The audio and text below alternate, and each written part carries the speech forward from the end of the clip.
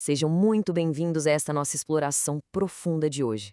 Bom, o nosso foco central aqui vai ser decodificar a planta celestial exata do tabernáculo bíblico, aquela mesma que foi entregue lá no Monte Sinai. E olha, é simplesmente fascinante a gente observar como cada detalhe dessa estrutura antiga, desde os metais usados até o tecido das cortinas, tudo revela mistérios muito profundos e aponta para uma organização divina que é literalmente impecável. E para dar o pontapé inicial, tem uma grande questão que sempre ecoa quando a gente lê esses textos antigos. O que de fato acontecia com quem desrespeitava as regras do tabernáculo? Porque, sério, a gente está falando de protocolos com riscos altíssimos, questão de vida ou morte mesmo. Como a história acaba demonstrando de forma super vívida, a resposta para isso não era só um aviso verbal tranquilo, não. A consequência era severa e imediata e alterava o destino da pessoa de um jeito totalmente irreversível.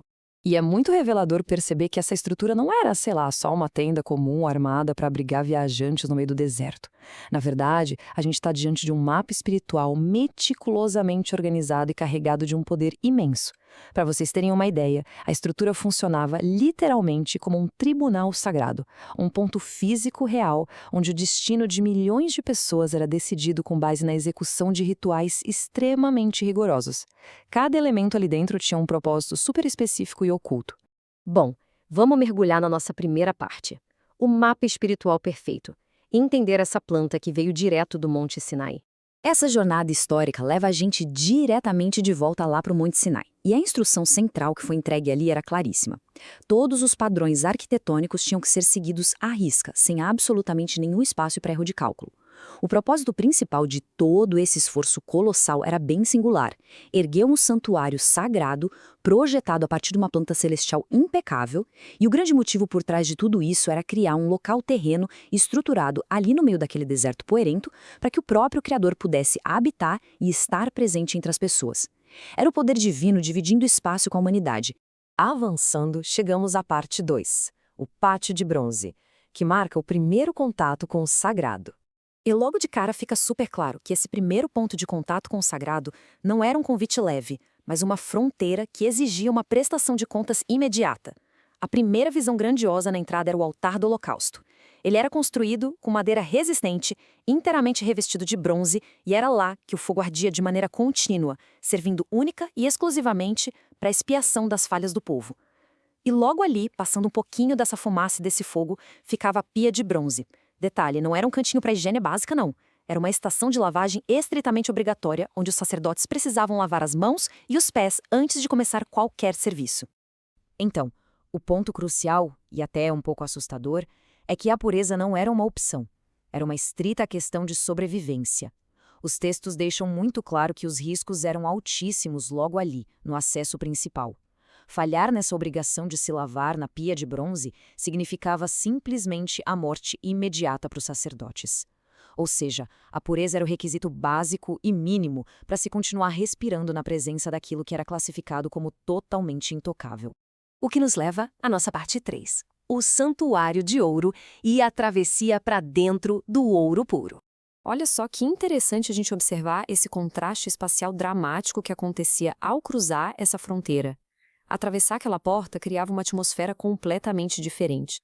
Lá fora, no pátio externo, os materiais eram todos focados naquele bronze super resistente, lidando fisicamente com a dura realidade da expiação de pecados.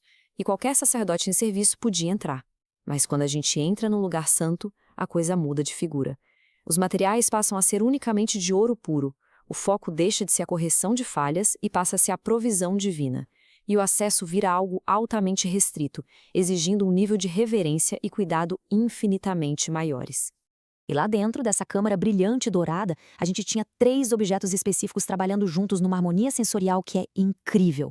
À direita, tinha a mesa do pão da proposição guardando os 12 pães que representavam a provisão constante para as tribos.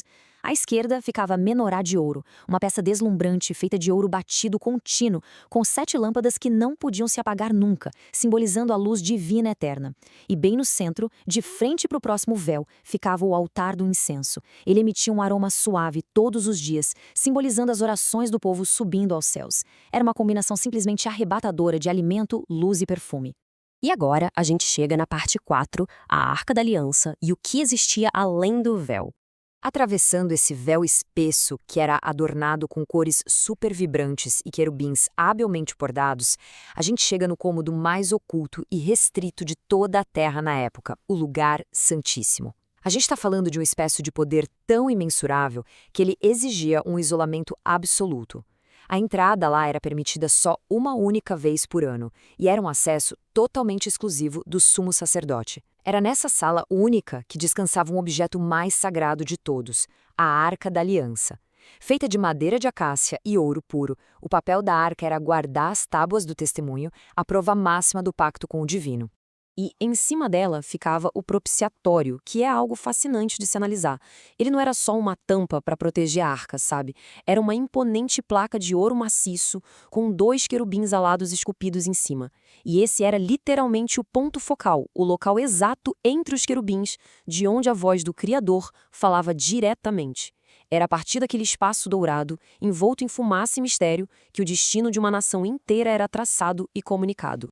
Mas tanta proximidade traz riscos, o que nos leva à nossa quinta e última parte, o preço da reverência e o perigo do sagrado. Pois é, essa proximidade constante com um poder tão profundo definitivamente não vinha com garantias de segurança. E a história registra de forma bem sombria as tragédias de quem subestimou as regras e não seguiu o protocolo à risca. Só para citar alguns exemplos, olha o caso de Nadab e Abiú. A infração deles foi oferecer um fogo estranho no altar, ignorando o rigor do procedimento correto. O destino trágico foram instantaneamente consumidos pelo fogo do Senhor. Em outro relato bem marcante, Uzá tentou segurar a Arca da Aliança numa atitude que parecia super bem intencionada só para impedir que ela caísse no chão, mas ele quebrou a restrição inegociável de toque e acabou sendo ferido mortalmente ali mesmo. O perigo do sagrado era real, imediato e totalmente letal. A grande lição que a gente tira dessas tragédias é bem clara. O acesso ao sagrado é sem dúvida um privilégio profundo, mas ele exige uma obediência absoluta. Esses relatos servem como um aviso contundente de que os encontros com a força divina precisavam seguir aquele caminho rigoroso e imutável da santidade. Só com o respeito incondicional é que a experiência resultaria em vida, evitando uma destruição repentina. Então, caminhando aqui para a conclusão da nossa análise, o panorama geral vai ficando bem evidente. A gente não está falando de um monte de objetos aleatórios espalhados sem critério. A gente está vendo uma verdadeira trajetória de purificação milimetricamente desenhada. O caminho começava lá fora, no pátio de bronze, focado em confrontar e expiar os pecados ativamente. E aí ia avançando progressivamente, exigindo níveis cada vez maiores de reverência e cuidado até alcançar o ouro puro do lugar santíssimo. E entender o significado dessas peças antigas é a grande chave para perceber como a construção de um destino espiritual está intimamente ligada à forma como a gente compreende e respeita o que é sagrado. E para a gente fechar e deixar uma reflexão no ar, de todos esses objetos sagrados que vimos hoje, qual será que guarda o maior mistério e impacto na nossa imaginação?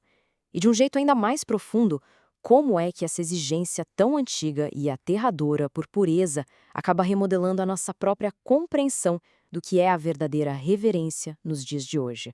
São conceitos muito cheios de peso sobre essa proximidade entre a natureza humana e uma força tão imensurável que com certeza dão muito o que a pensar. Muito obrigada a todo mundo que acompanhou a nossa exploração dessa estrutura histórica e espiritual incrível até aqui e até a próxima.